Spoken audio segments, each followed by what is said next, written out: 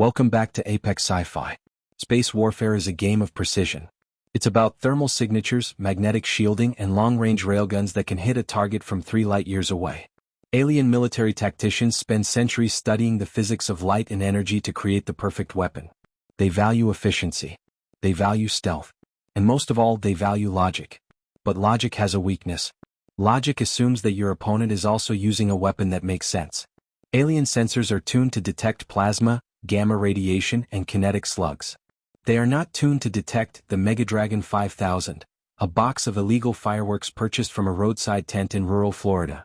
When a fleet of ruthless space pirates intercepted the civilian transport ship Freedom 1, they expected a quick surrender.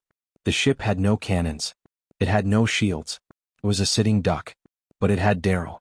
Daryl was a long-haul trucker from Jacksonville who was moving his belongings to a new colony on Mars. And Daryl never travels without his celebration stash. This is the story of how the most advanced fleet in the sector was defeated by $300 worth of cardboard, gunpowder, and patriotic enthusiasm. If you have ever lit a firework and run for your life, smash that like button. You have the heart of a soldier. And if you want to see an alien commander have a nervous breakdown because his radar is showing rainbow sparkles, subscribe and ring the bell. Light the fuse and get back. Captain, we are being hailed, the computer announced in its calm digital voice. The screen on the bridge flickered to life.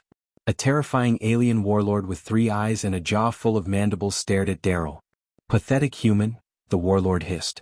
I am Admiral Kraz of the Ravager fleet. Your ship is carrying valuable minerals. Surrender now and we might keep you as a pet. Resist and we will vaporize your atoms. Daryl, who was currently wearing a stained mesh cap and eating a Slim Jim, didn't look impressed. Listen here, Kmart, Daryl said, pointing the Slim Jim at the screen. I'm behind on my delivery schedule, I'm out of coffee, and I really don't like your tone. You best back off before things get loud. The warlord laughed, a sound like grinding rocks. Loud? You have no weapons. Your hull is made of recycled aluminum. We are powering up our ion cannons. Goodbye, human. The screen went black. Daryl, what are we going to do? The co-pilot, a nervous robot named 7B, shrieked. We have 0.04% chance of survival. We should vent the cargo and pray. Vent the cargo? Daryl spat. And lose my vintage lawnmower? No way, Jose. 7B, open the main cargo bay doors. But Daryl, we will lose oxygen. I got a space suit on, don't I? Just do it. And give me my lighter. The long one for the grill. Daryl stomped down to the cargo bay. In the center of the room sat a massive wooden crate labeled, Daryl's Doombox, 4th of July Special. Illegal in 48 states. He pried it open. Inside were hundreds of Roman candles, screaming mimes, titanium mortars, and something called the Galactic Patriot, which was basically a 10-pound brick of gunpowder and magnesium. The alien ships were closing in. They were moving in a perfect V formation, preparing to fire their precision lasers. Okay, you purple freaks, Daryl muttered, duct-taping 10 Roman candles together. Let's see how your high-tech radar handles some old-fashioned Florida glitter. He shoved the Roman candles into the ship's trash ejection chute. 7B. Fire the trash compactor on my mark. Daryl lit the fuses. Now. The trash chute hissed. The bundle of fireworks shot out into the vacuum of space. In the silence of the void, the fireworks didn't make a sound. But they didn't need to. Yopi fizz. Crackle. Suddenly, the space between the ships was filled with a chaotic, blinding explosion of neon green, bright red, and shimmering gold sparks. On the Ravager flagship, Admiral Kraz screamed. What is that? Report. Sir, the technician cried. Our sensors are overwhelmed. We are detecting multiple rainbow-colored thermal signatures. The enemy is firing, sparkling projectiles? They are bouncing off the shields but blinding our cameras. Is it a psychovisual weapon? Kraz demanded. Is it an ancient light curse? Daryl wasn't done. He was just getting started. He took the screaming mimes, rockets designed to make a high-pitched whistling sound, and jammed them into the maneuver thrusters. When he fired them, the magnesium trails created a massive cloud of white smoke and whistling light that moved in completely unpredictable patterns. To the aliens, it looked like the human ship was performing a complex, multi-vector defensive maneuver using quantum smokescreen technology. They are too fast, the alien pilot shouted. Every time I lock on, a giant blue star-shaped explosion blocks my view. My eyes. My eyes are seeing spots. Daryl then prepared the grand finale. He took the Galactic Patriot and strapped it to a small emergency drone. He set the timer and launched it directly at the Admiral's ship. Fire in the hole.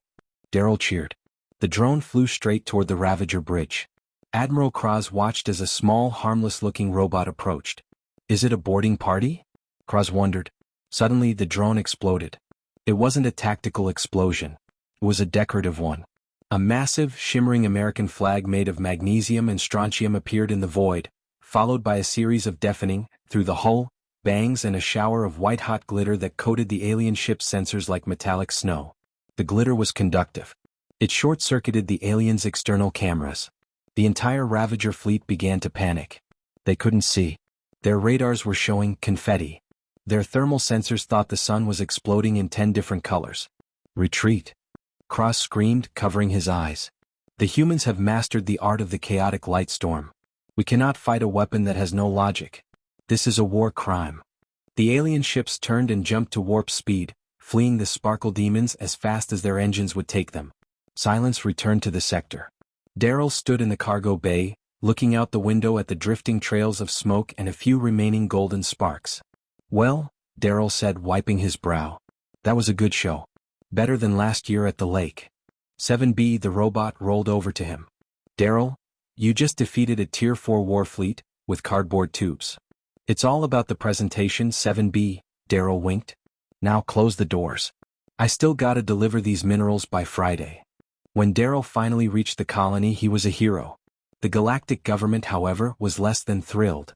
They sent a representative to meet him. Mr. Daryl, the official said, looking at the empty boxes of fireworks. You used unregulated chemical explosives to disrupt a military engagement. Do you realize how dangerous that was?